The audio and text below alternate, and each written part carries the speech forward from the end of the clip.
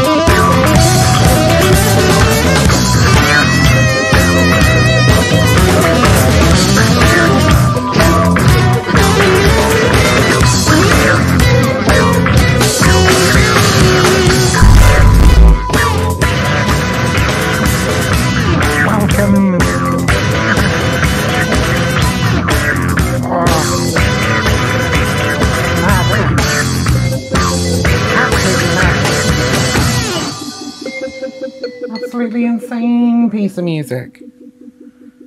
I can't find the remote to like turn down my TV a bit. But like all right. Before I flip this over to the next one, I've got something very, very special for you guys today. Something super, super, super special. All right. I'm gonna play something for you. Bohemians and priests, the desperate call of heavy hearts is answered. By the power of your fellowship, dull care is slain. His body has been brought yonder from the funeral pyre to the joyous pipings of a funeral march. Our funeral pyre awaits the corpse of care. There we go.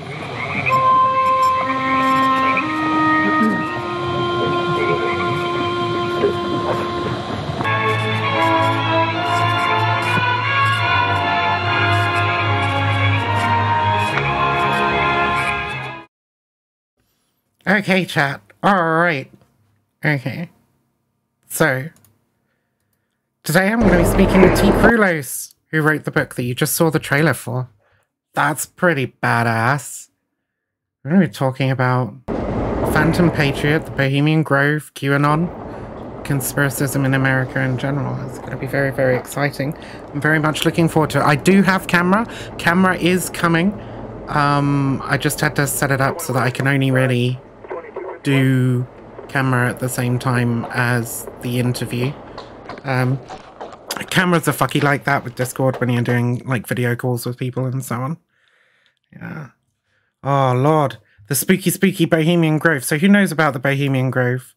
Who's been watching my channel over the last week? Because if you have, there you see the funeral pyre burning with the effigy of a human, or it could be real, ladies and gentlemen. There's been a lot of strange going-ons in that area of Northern California, but this is what the establishment is into right here in America, the cremation of care. And this was July 15th, 2000.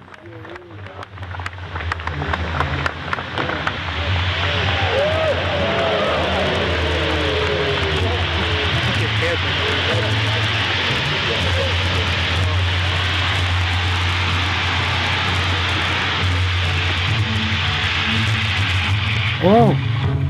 Oh no! I did it in the wrong window. I'm terrible. Okay, look. Here you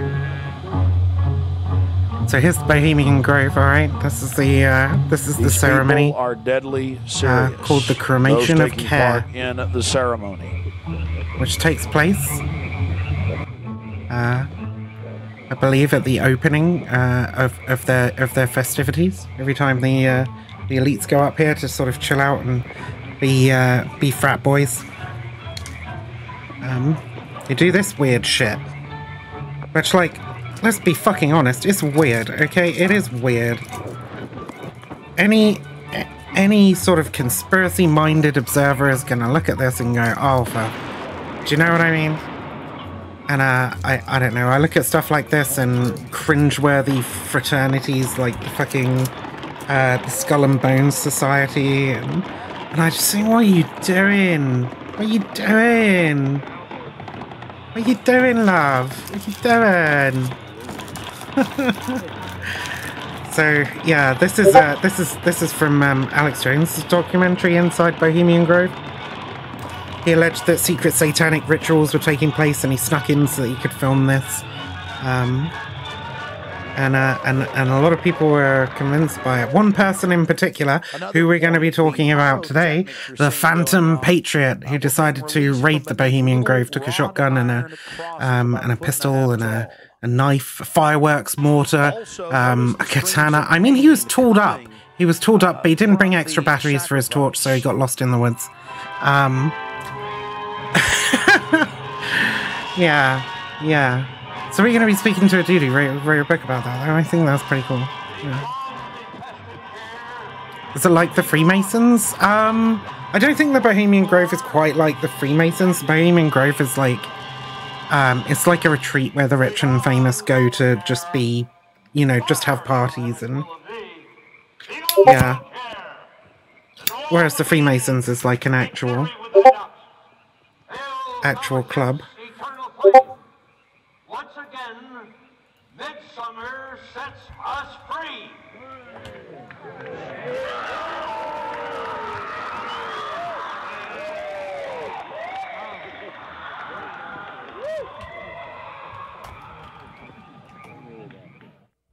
One of the facets of the ritual that goes deeply into the occult. Again, we've already mentioned. So it's freaky stuff. All right, okay. I'm just sort of. I'm going to message with T. And we're going to bring him. We're going to bring him on so that we can talk, and then I'll be on camera too. Okay. So freaking out. There's going to be a Vivian on camera.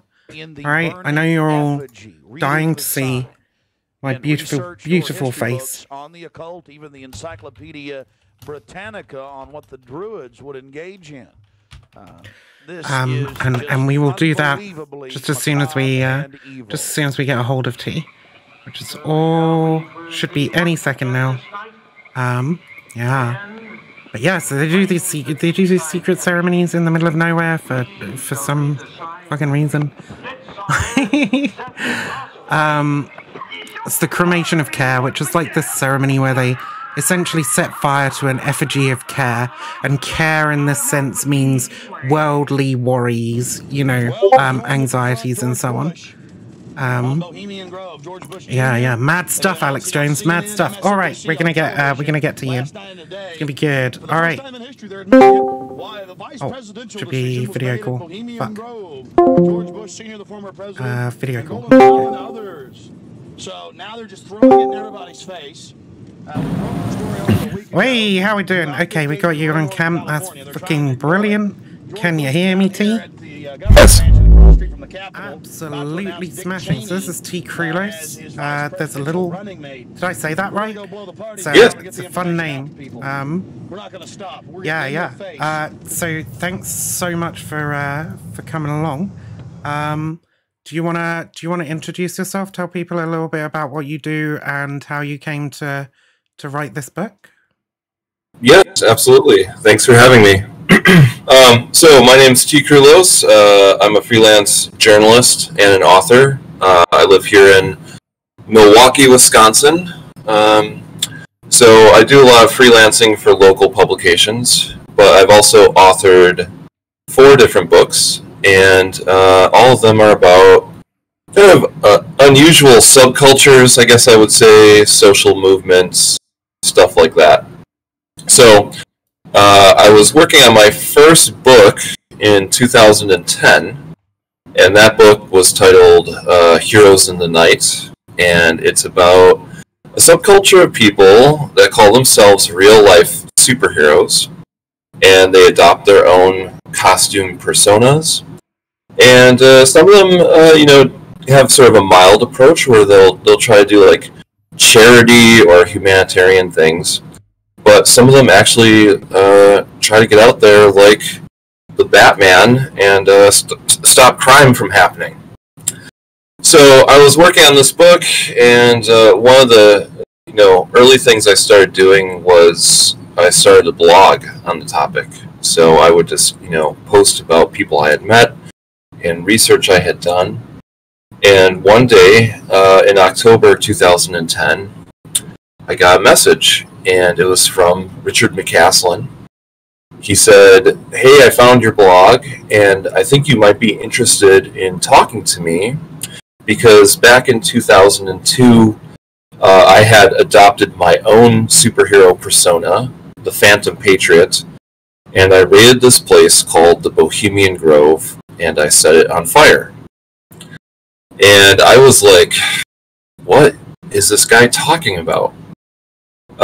So, I went to Wikipedia and looked up the Bohemian Grove and was very fascinated by that story. I was like, I don't know what this guy's talking about, but this is a very weird story for sure. So I started researching that, and I got back to Richard and said, yeah, I'm real curious about how you got to this place and everything.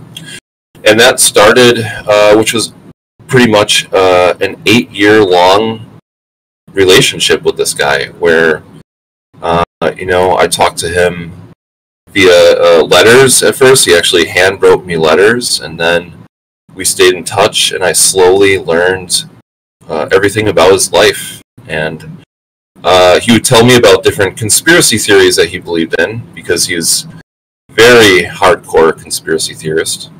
So, he would tell me about something, and I would research the theory and talk to him about it. And, I slowly developed this book over the last 10 years, really, and got to know him pretty well all the way up until he died in 2018, and I'm sure we might talk more about that later. Yeah, for sure. So this guy Richard McCaslin, he was the Phantom Patriot, and his story checked out. It was all true. And so you wrote this book, and it goes on. I think we'll cover the basics of that and the Bohemian Grove and so on. But what I found really, really interesting about your book is that it goes on to talk about something that I talk about quite a bit, which is the sort of underlying conspiracist narratives that pervade American culture, and how they're sort of like seeing a resurgence now in QAnon type conspiracy theories. You know, those same kinds of ideas. I think Richard McCaslin thought that he was going to, you know, go in and go into the Bohemian Grove and take on these Satanists and potentially even be able to save some of the children that they might be abusing there, that he believed that they were abusing there. You know, you have obviously the Comet Ping Pong guy with his rifle. You have the lady who turned up with a truck full of knives to try and assassinate Joe Biden, the guy with the armored truck that blocked off the Hoover Dam, and so on.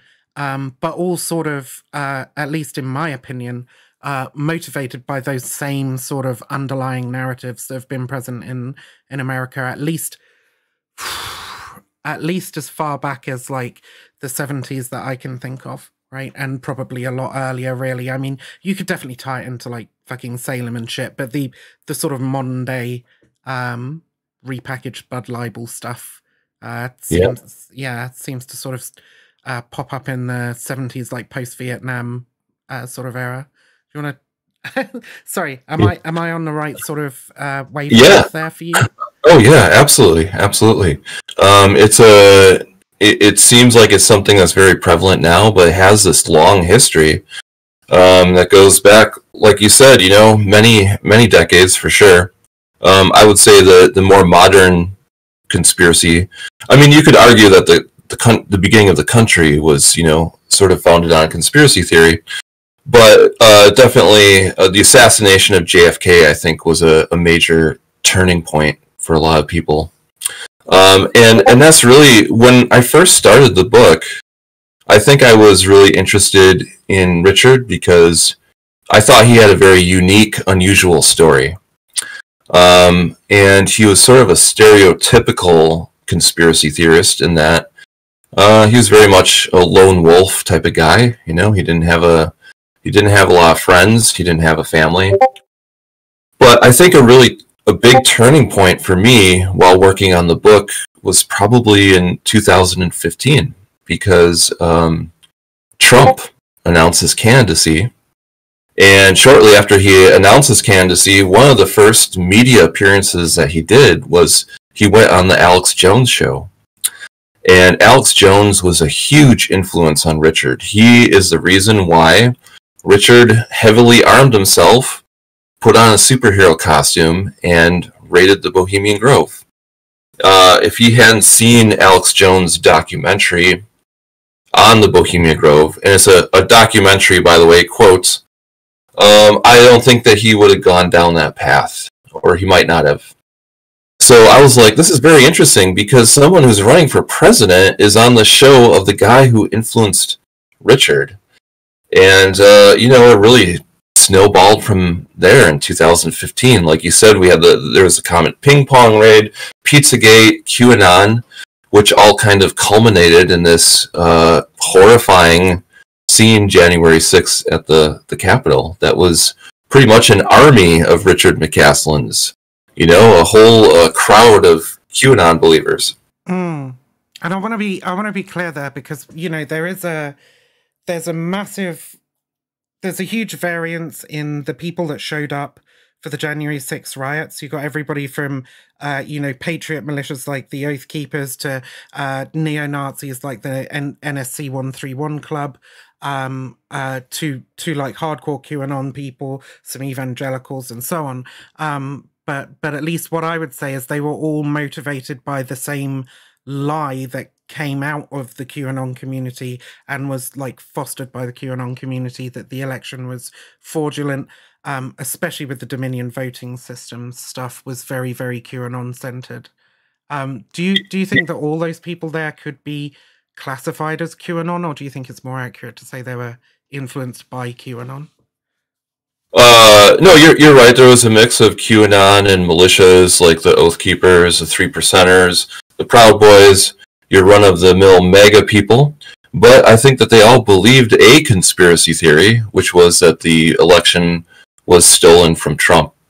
And, I mean, that's what motivated them to be there that day.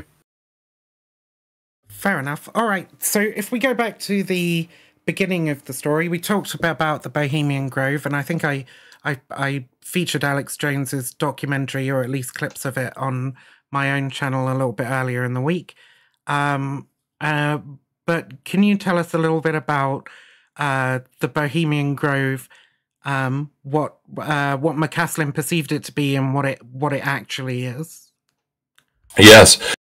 So this was the first, thing that I dug into when I was working on the book, and I, really became kind of obsessed with researching the Bohemian Grove.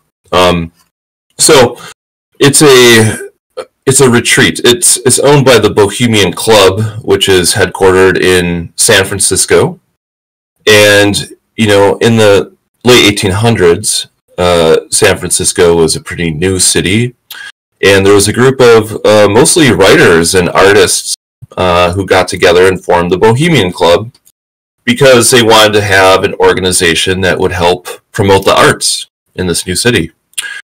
But as is often the case, they didn't have a lot of money, like a lot of artists don't. So they began to invite people into the club that were bankers and businessmen. And I think the scales started to shift a little bit. Became a club that was more about the prestige than the arts. So they bought this land in Northern California and slowly developed it over many years. It started out as sort of a rustic camp, but they began to build some structures in there.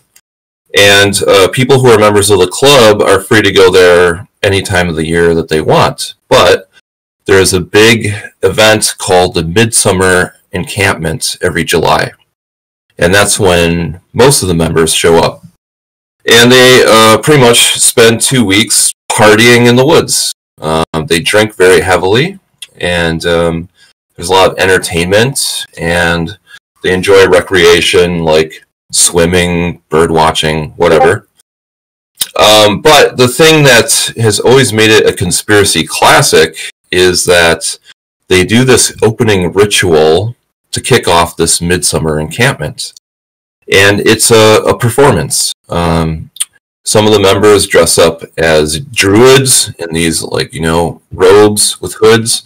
And they have torches, and they do this ritual in front of a 40-foot statue of an owl. And during this ritual, they burn an effigy, which they say represents their worldly problems. It's called dull care. The cremation of care is the ceremony. And so by burning this effigy, they're sort of saying, we've gotten rid of our worldly hassles, and now we're free to party here in the woods. But, a lot of or people who have seen this have interpreted it to be a satanic ritual, that the owl actually represents Moloch. And, some people have even speculated that they're burning an actual human in front of the owl and not just an effigy. Yeah, I mean, the clip in the Alex Jones movie, there's a lot of very loud screams, and he describes it as a Luciferian Babylonian religious ceremony ritual or something. Like, it's very it's a huge jumble of words, but yeah, and in reality, and I actually had an opportunity. The reason we know some things about this, besides Alex Jones, Alex Jones snuck into the Bohemian Grove, and he recorded this ritual with a hidden camera. But over the years, there's also been several other journalists who have snuck into there. And I had an opportunity to talk to Philip Weiss, who wrote an article for a magazine called Spy. And he had snuck in there throughout the entire 2-week encampment. And he kind of just, walked through the woods, and he had a copy of the Wall Street Journal under his arm, and he held a empty martini glass in his hand. And he just pretended like he belonged there. So he and all of the other journalists, except for Alex Jones, all pretty much agreed to the same thing. That it's kind of just like older, powerful men reliving their frat days. where they're just drinking and socializing with each other, and that there's nothing more sinister happening there than you would maybe find at a golf course or something like that. So, but Alex Jones had this very sensational spin on it, and he produced this documentary, and it became sort of a underground hit at that time. It was sold via DVDs, and it was shown on cable access channels and stuff like that. So it's a pretty huge thing, and so the subject of the sort of I want to say first part of your book at least is the Phantom Patriot, Richard McCaslin, and he saw this documentary, and he was one of these regular street superheroes, and I've had a look at some of his comics. It seems that he tried out a whole bunch of different alter egos before he settled on the Phantom Patriot, and actually later tried to sort of change himself into the Revelator, but obviously he was famous as the Phantom Patriot, so that's sort of how he ended up appearing until his death, pretty much. Every video I've seen him in, I don't think I've seen him, apart from his weird superhero TV show thing that he tried to do as well. But yeah, so he watched this, and he already sort of saw himself as a real life crime fighter, and he was aghast at the horrors that he thought were going on in the Bohemian Grove. And so, yeah, can you tell us a little bit about what he then decided to do? Yeah. So to back up, I think it's an important part of his life is superhero comic books.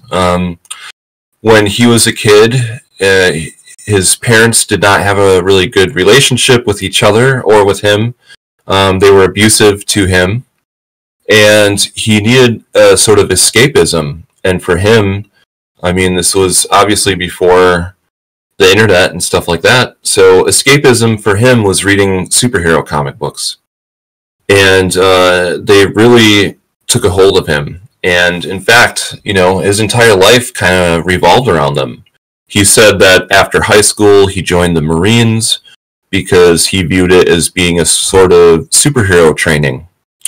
And then, as early as the 80s, he had adopted his own persona. The Lynx was the name of the superhero. And he even recruited one of his friend's younger brothers was sort of his teenage sidekick named Ironclaw. And they went on some patrols. He grew up in Zanesville, Ohio, which is a pretty typical small town, middle America. But they patrolled for crime together in 1985 and 1986. And he really loved making costumes. He was a very early cosplayer. Way before it was a popular thing to do, he was making his own costumes of like Spider-Man and Wolverine. And he would, pose for a picture in his costume and then send it in to Wizard Magazine, was a very popular magazine about comic books, or to the comic itself, so they would print it in the letters page. So he always had this sort of love and desire to be a superhero, but he went through this really difficult time in his life in the late 90s. He lost both of his parents. He was an only child, so that was very difficult for him. He lost his job because he had gone home to visit his dying parents.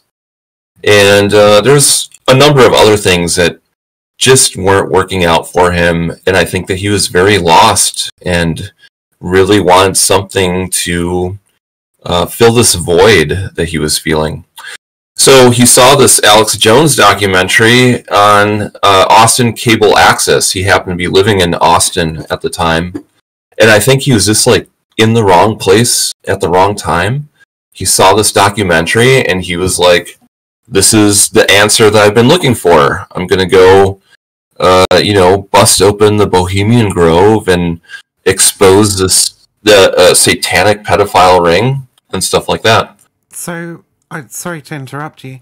Do you think I really like that you included a lot of his sort of backstory and his life there, because it allows us to sort of sympathize with and humanize him.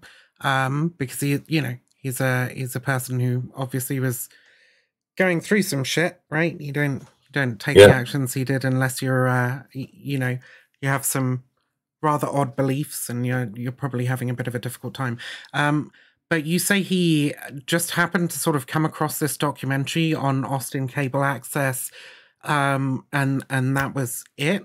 Like, in speaking to him, did you get any sense that he might have had some conspiratorial beliefs that might have led him to find this documentary more believable prior to him watching it, or was this really like a light bulb moment for him? Yeah, I think that he didn't have a lot of conspiracy belief before that. That's the sense that I got in talking to him. It's really remarkable how a lot of these cases are very similar to each other. The Pizzagate guy who raided the pizzeria, he also was not really very much into conspiracy until he saw a documentary on Pizzagate. So he didn't have a history of that. And Richard didn't either. I mean, he had some anti-government beliefs, I would say. I think that he got a little bit bitter when he was in the Marines, as far as, he was aware of actual conspiracies that happened during the 80s with Reagan and Iran-Contra and stuff like that. So, and, a lot of stuff he talked to me about, like Democrats and Republicans being the same, two sides of the same coin. I was like, all right, I get that, So I think that he was a little bit bitter towards the government, and he went through this tragedy, though, and it just, made him really vulnerable to something like that. But before that, he saw that documentary, he had not had any exploration of conspiracy. That's super interesting. Yeah, so what did he go on to do then after this? He saw this documentary. He decided that he believed that the Bohemian Grove was engaged in satanic ritual abuse of children. What was the follow-up? Yeah, well, here's a really key moment, and again, it's interesting to see how these cases relate to each other, because on Christmas there was the case of the guy who blew up his RV in Nashville. And I was like, right away, I was like, I bet this guy was into some conspiracy thing. And sure enough, it turns out that he believed in reptilian aliens and everything. But one thing that that guy said was that 9/11 was a major turning point as far as his thinking. And that was true with Richard as well. He saw this documentary in 2000. He kind of entertained the idea of going to Bohemian Grove. Well, he wasn't really committed to it. But he says that after 9/11 happened, he was ready to go. He was ready to possibly die for this conspiracy. So it really changed his way of thinking, and I think a lot of other people too. And he slowly put this plan together over several months. He developed this Phantom Patriot persona, which it's a super creepy, kind of badass looking superhero costume. And he started collecting weapons. He had a shotgun rifle hybrid. He had a pistol, a ninja sword, and fire tubes mortar so he could fire smoke bombs, and a crossbow. I mean, he had all these weapons. And finally, he just kind of randomly decided that he was going to do it.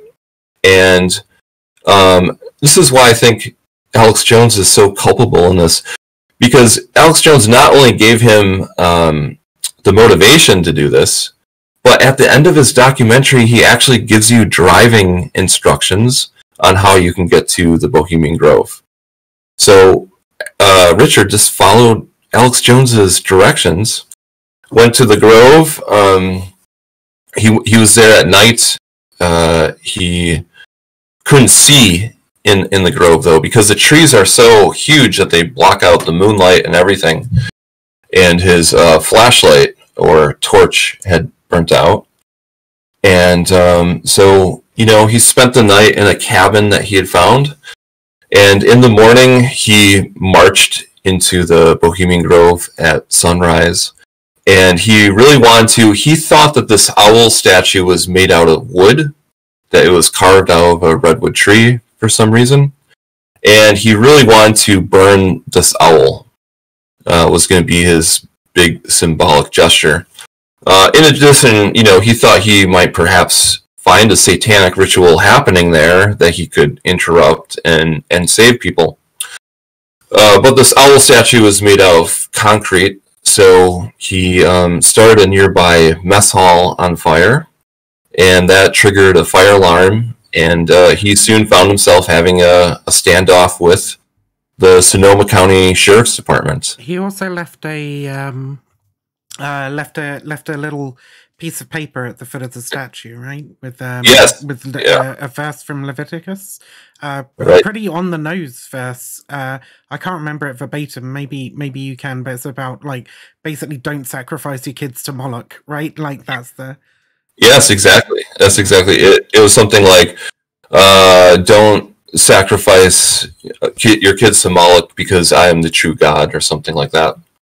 So yeah, he left his calling card there, and he came very close. I think it's interesting because he must have had that printed out beforehand. If you see a picture of it, it's not like he wrote a note. It's yeah. Yeah, I actually got to, before I wrapped up the book, his friend, Richard had this one friend, Lon, who was pretty much his only friend in the world. But he sent me his entire Richard file, and one of the things in that file was that original note in an evidence bag that had been collected from the scene.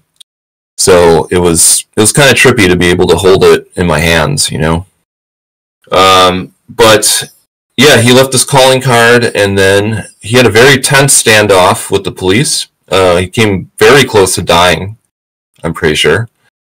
But eventually he, put down his weapon and he surrendered to them. And he spent about 6.5 years in jail. And then he spent another 3 years on parole.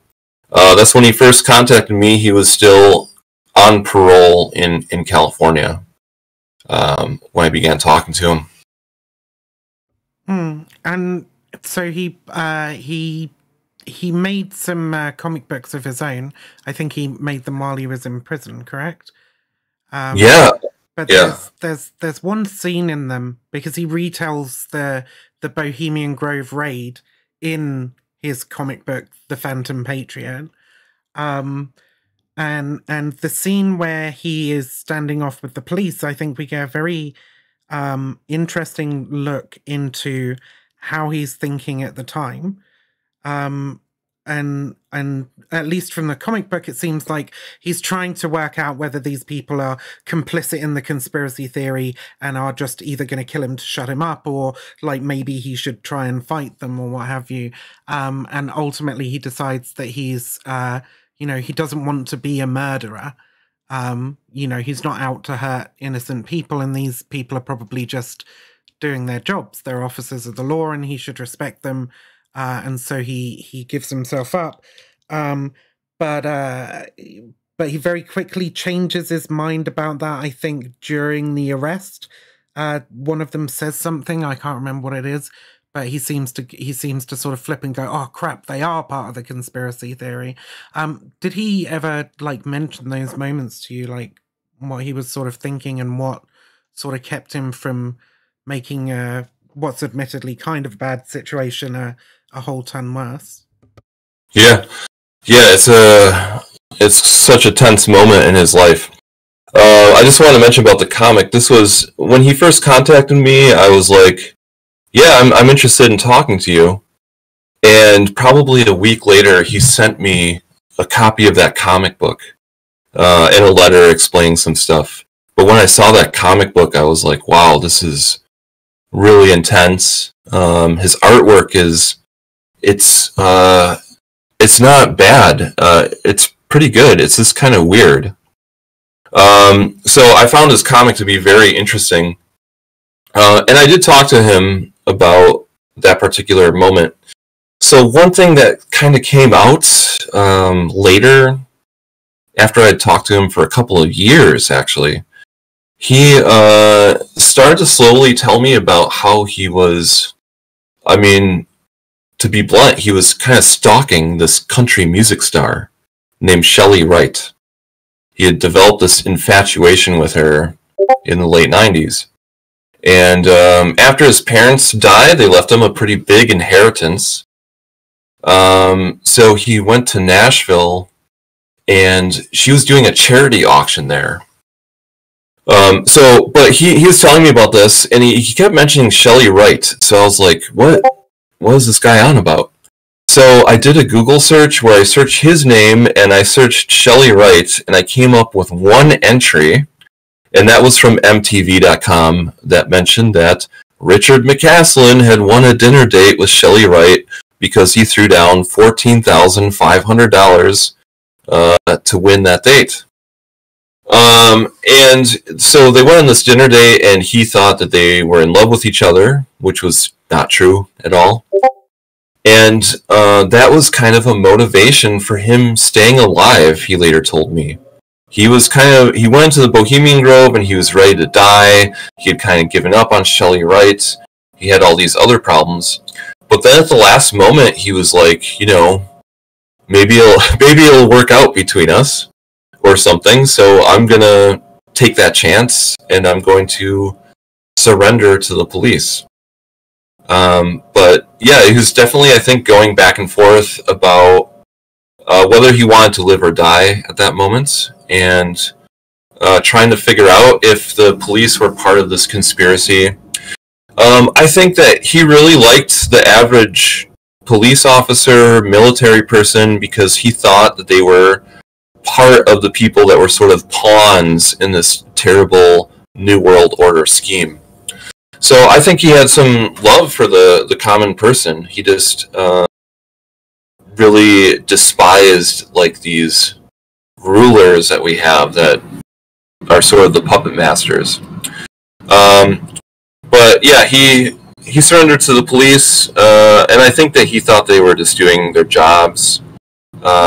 Same with a lot of people that he met during his incarceration. He just kind of accepted them for who they were. And yeah, so he spent 6 years in prison. He penned his comics while he was in there. Again, we went over the Phantom Patriot a little bit earlier in the week as well. It was just it's a fantastic read. Like, I mean, you know, his artwork isn't bad. It's not bad. He packs a lot into it. There's a Bible verse on every panel, at least one on every panel, if not multiple. But it's just this fascinating look into the mind of somebody who has a very particular mindset. So he was imprisoned in 2000 was it 2002, 2003, 2002? Very early 2002. Yeah. And he was in prison until sometime in 2008, I think. And then he was on parole until 2011 was when. 2011, yeah. And he made a TV show after that. I don't think it ever aired. But there's quite a few episodes available on the YouTubes if you look up Richard McCaslin. And then he was found dead in his car. I think from apparently self-inflicted. It was apparently self-inflicted. Yeah. So, when did you hear about that? What did you think about it?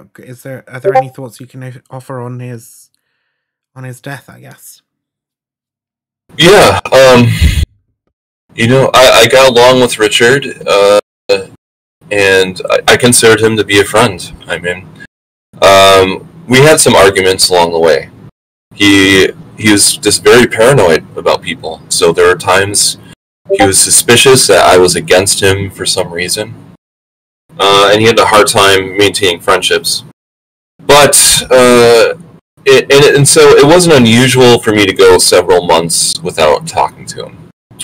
So what happened was he, in October of 2018, he was living in Pahrump, Nevada, was the last place that he lived, which is a weird little desert town, kind of by the border between California and Nevada.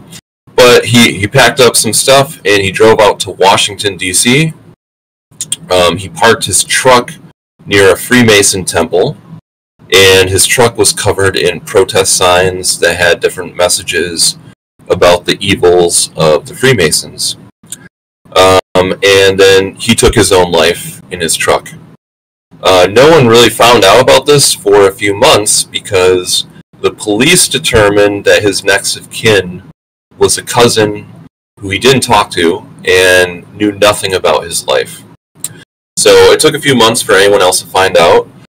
But this was early 2019. I got a message from Lon, who I mentioned earlier, was one of Richard's only friends. And he said, "You need to call me as soon as you can." And I immediately knew that something bad had happened. And sure enough, he shared the news with me.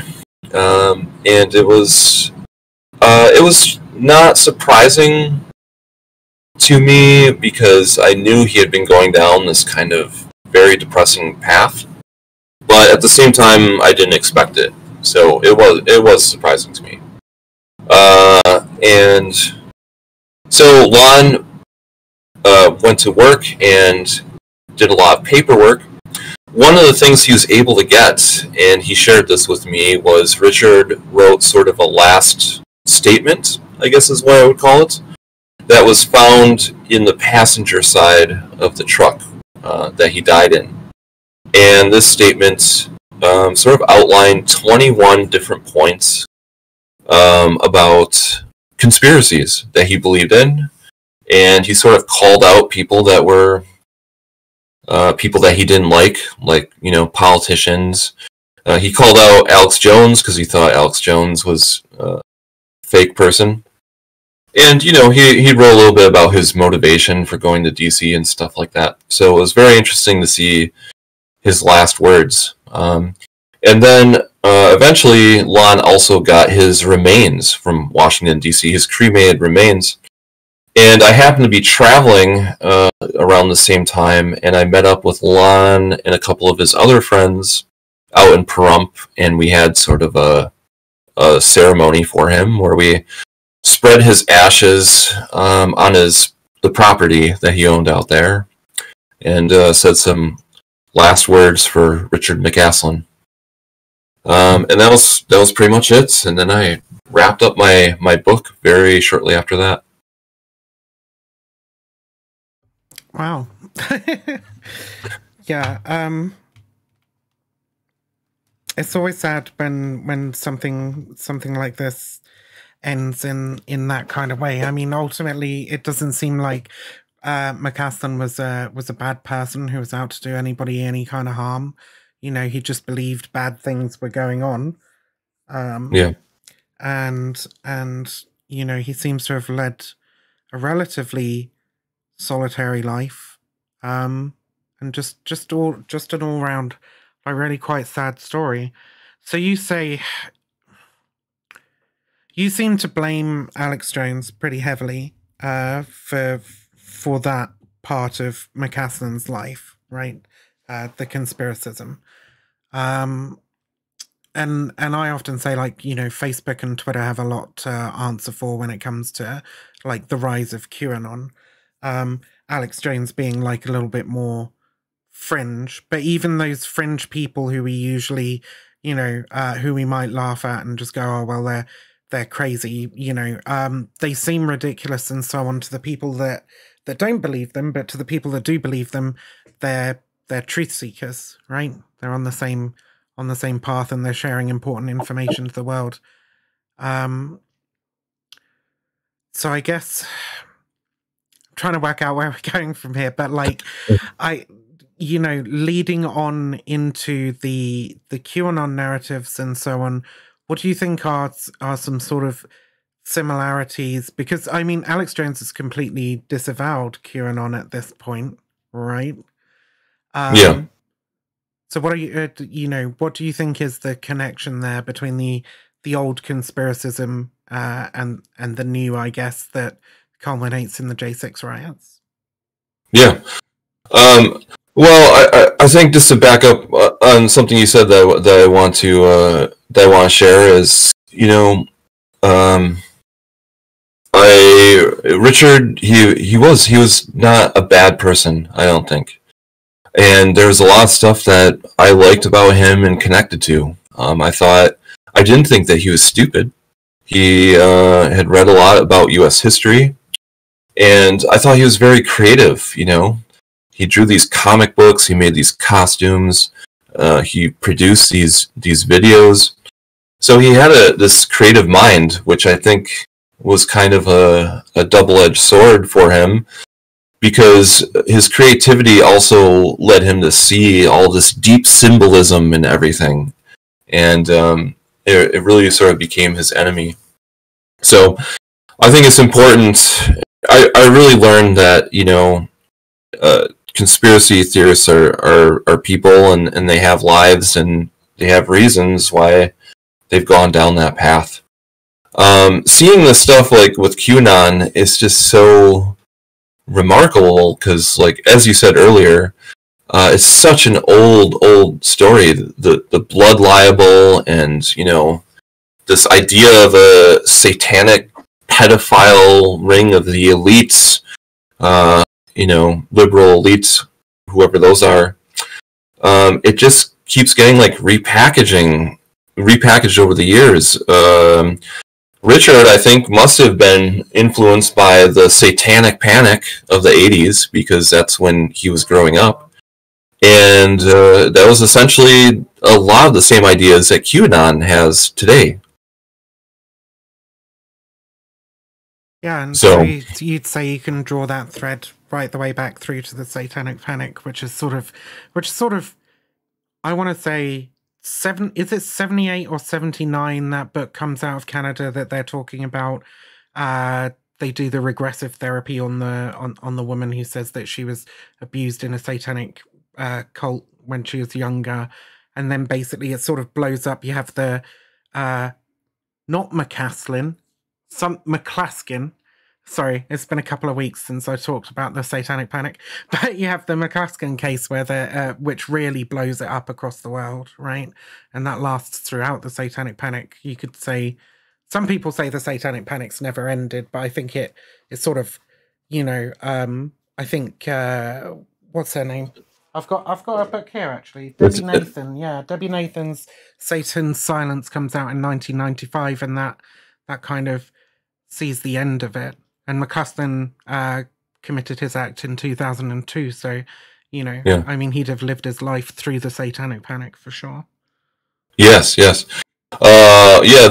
book, Michelle Remembers. That's the one. Yeah. And I didn't make this parallel in my book. I don't know why, but Richard was very influenced later. After he got out of prison, he was influenced by a book called Transformation of America by Kathy O'Brien. And it's very similar to Michelle Remembers, because she claimed that it's the same story, basically. Yeah, right. She's sold to the CIA for mind control. Sorry, you should say it, really. I'll shut up. No. Oh, no, it's okay. They're very similar. They both were stories that, they said that they came out under hypnosis. Hypnosis is behind a lot of these pretty tall tales about people who survive government programs and alien abductions and all sorts of stuff. But Kathy O'Brien claims that she was sexually abused by Gerald Ford, George H.W. Bush, Bill and Hillary Clinton, several country music stars, the King of Saudi Arabia. Right. Like all sorts of world names. And it's just such a, I think that something bad probably did happen to her. So I'm not trying to make fun of her, but it's so unbelievable. And she has no proof at all.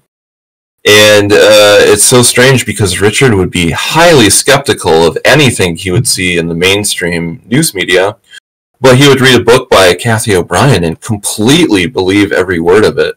So, and yeah, that's the story. It's interesting that, isn't it? Because, you know, in the Trumpist era, or whatever you want to call it, obviously fake news has become a huge narrative of those people who support Trump.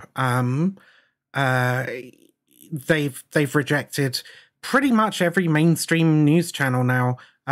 You know, they were friends of Fox News for a while, but you know, more recently, especially since Fox called, I forget, was it Arizona? They called one of the states for Biden anyway, and that sort of... Yeah, they were done. They were done after that. Like, no, OAN and Newsmax for us, and then Newsmax conceded. It's like OAN only. Yeah. So, and alternative media doesn't seem to gain the same level of scrutiny and skepticism from people who are prone to conspiracist thinking as the mainstream media does. Yeah, do you have any thoughts on why that could be? Or, well, I mean, in this era that we're living in is just so terrible as far as misinformation, disinformation, stuff that looks like it's a legit news source, but it's complete bullshit. You know, it's so hard to tell the difference.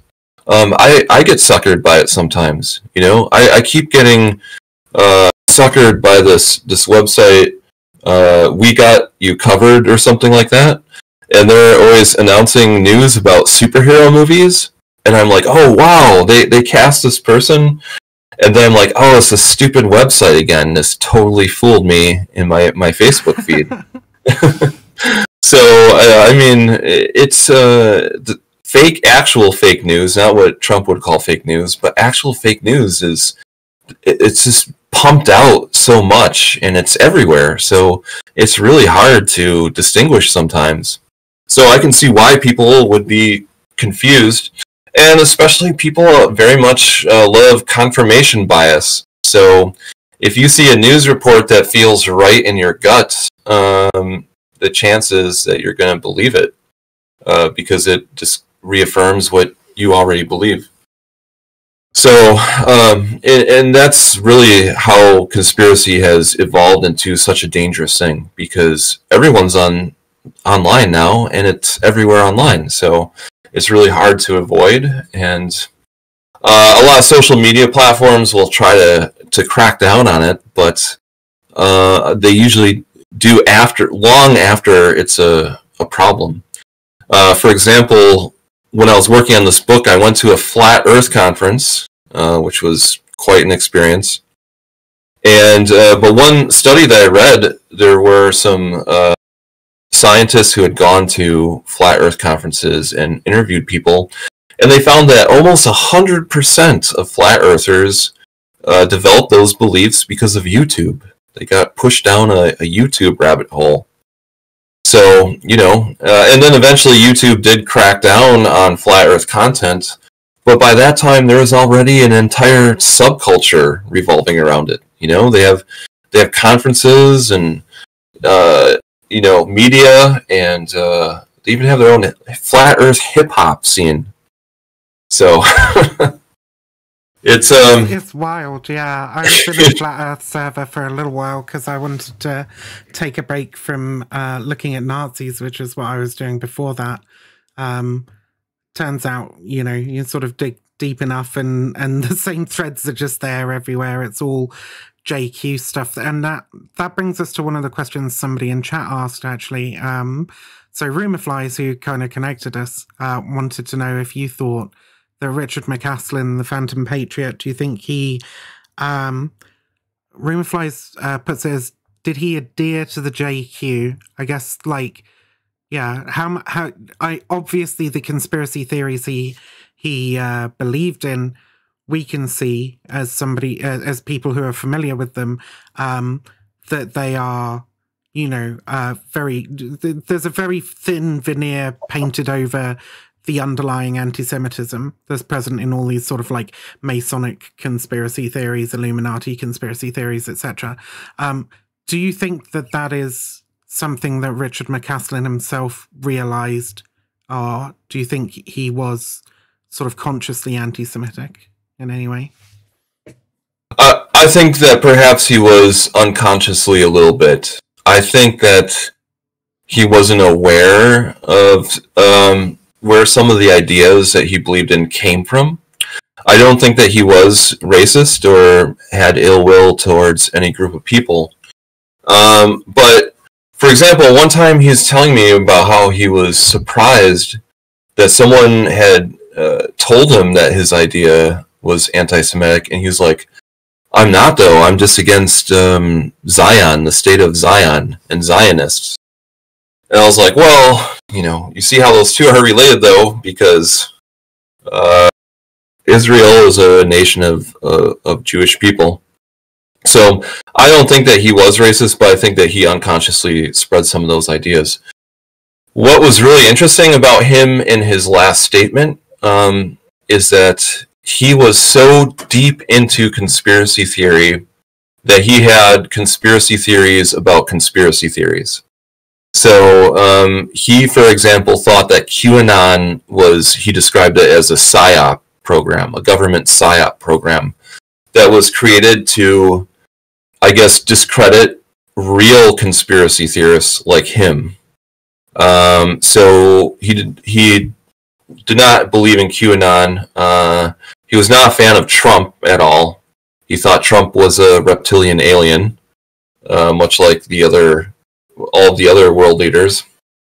Yeah, that was one of the other questions in chat, actually. Flamdar did ask, because we focused in on that when, in the Phantom Patriot comic, he has Donald Trump listed as one of the people that he believes is part of this satanic elite that are engaging in these activities at the Bohemian Grove. And I guess the question Flamdar asked was, did he ever warm up to Trump or the QAnon conspiracy theory? But I guess that's something you've answered for us. Yeah, no, his very last statement that he wrote, which I got to read and was, in the passenger seat of his truck, he specifically called out QAnon as a government PSYOP program, and one of his 21 points was calling out Trump, and he said that Trump was a reptilian and that he had also engaged in incest with his daughter, Ivanka. So that was one of his final words, was calling out Trump and QAnon.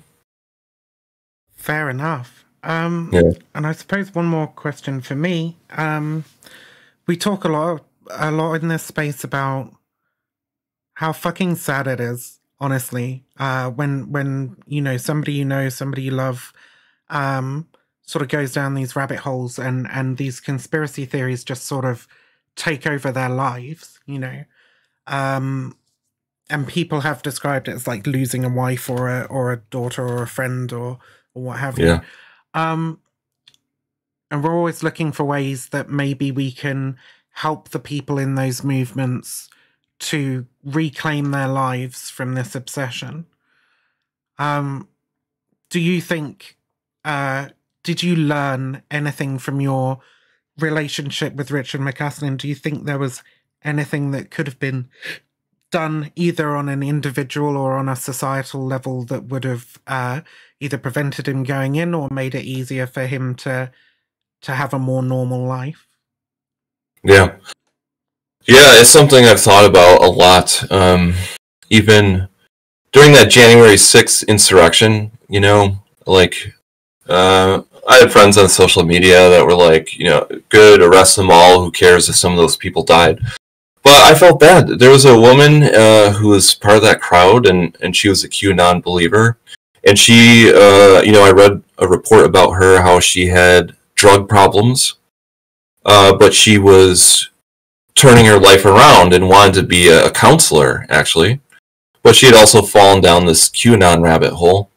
And she was the one who got trampled to death at that event. And I was just like, what a waste, That person could have had a productive life and could have helped other people out. So it's very sad. And like you said, there's a lot of reports out there where you can read about people who have severed their relationship with their parents or their friends or their spouse or partner. So it's very damaging. These beliefs are very damaging. I don't know what can be done. It's very difficult because once someone crosses a certain line, it's very difficult for them to come back from that, I think. Because you can show them all sorts of evidence, like flat Earth, for example. How are you going to talk someone out of believing that the Earth is flat? You can't show them pictures or video or scientific reports because they're going to say that all of that is, a government fake. So it's very frustrating.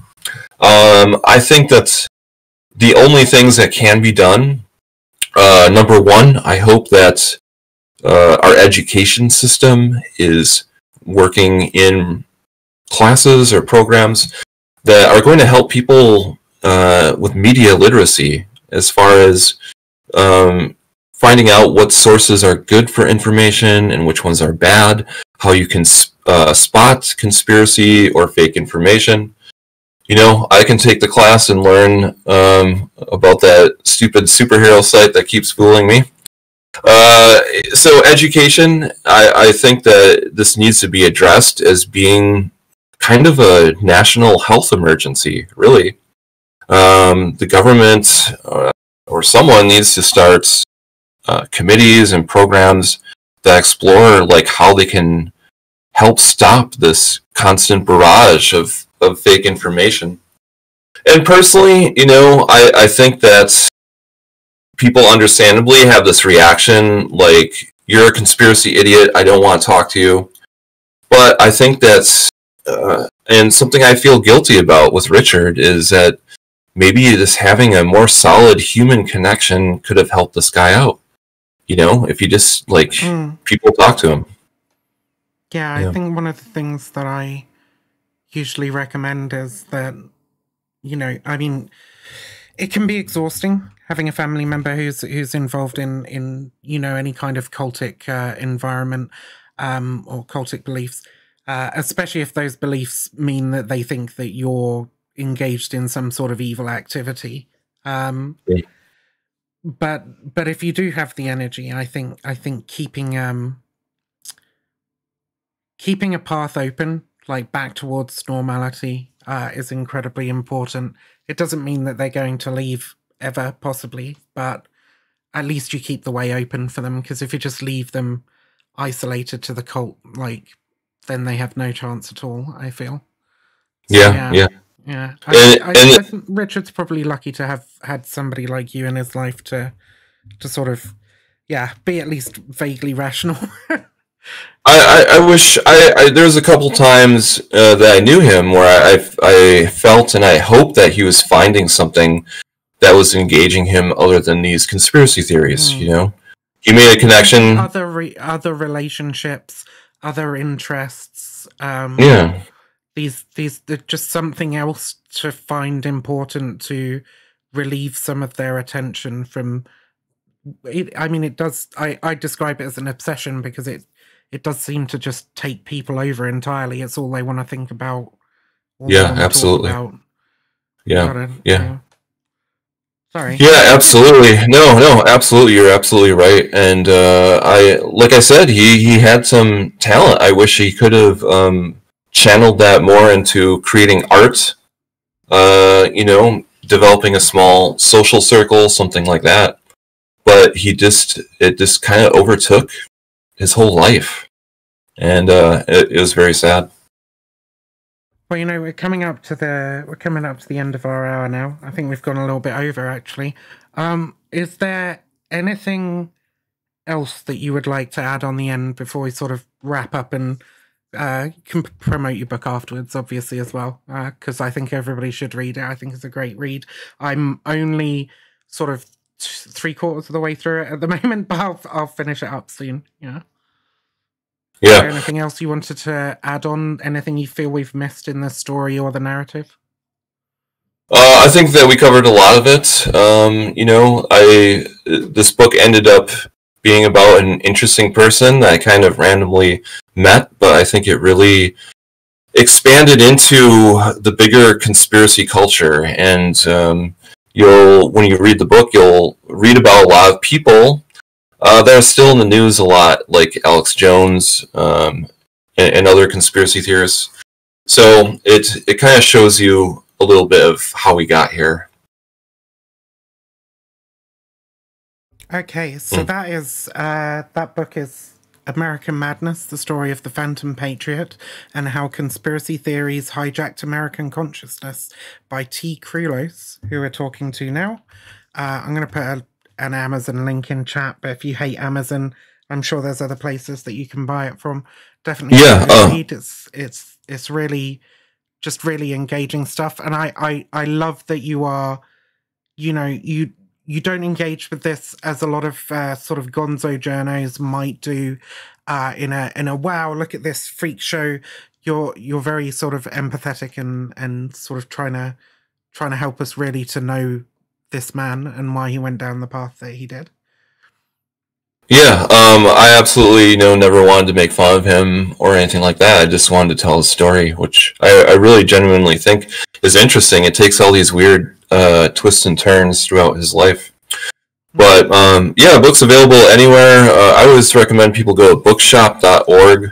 It's a cool site because they kick some money back to independent bookstores. You can also go to my website, tkrulos.com. Has links to my book and everything else I've done.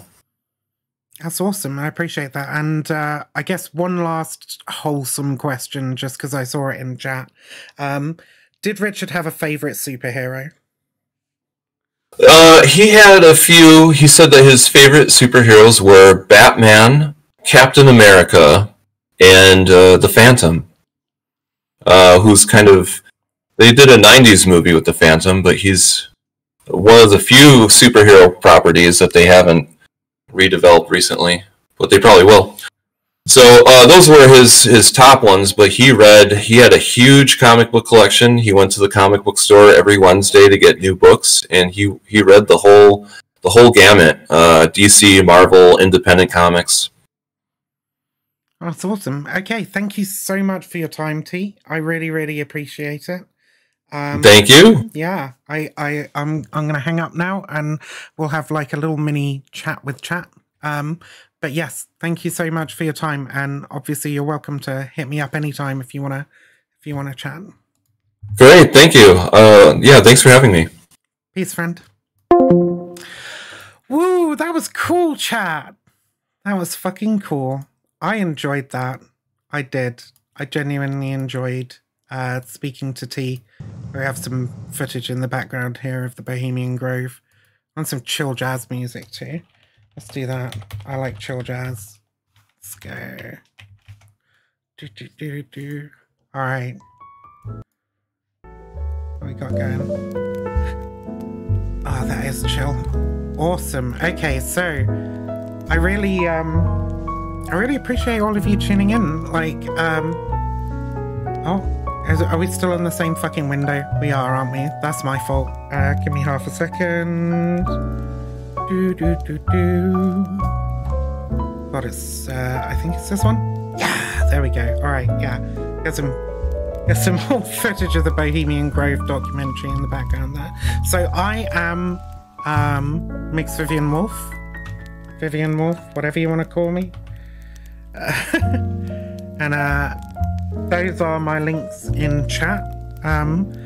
I only host here on Saturdays at 4 PM EST, and we talk about cults and extremism, and we try to be empathetic, because, we want to try and counter these things rather than just laugh at them, but sometimes they're pretty funny. Yeah, so that's my own channel in chat. And if you feel like supporting me, you can subscribe to my channel. Then you get the awesome Q Shaman pain emote, okay?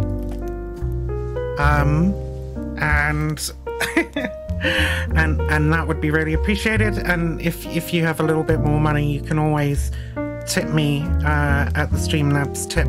But one thing that you can do that really helps me, that doesn't cost you a penny, is to follow me on Twitter. If you follow me on Twitter, you know, followers equal clout.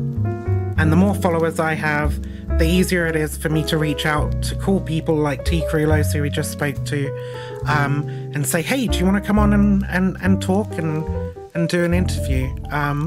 Because that's what I really, really love doing, is just, you know, talking to people who have expertise in areas that I don't, and bringing that expertise to you guys and learning along with you. So thank you very much for tuning in.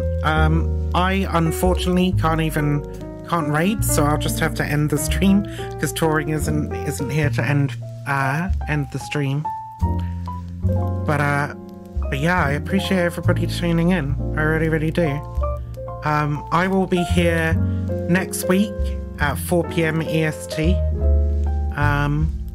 And meanwhile, I'll probably stream a couple of times on my own channel, so give me a follow over there. Alright. Thank you, everybody. Really appreciate it. Bye-bye now.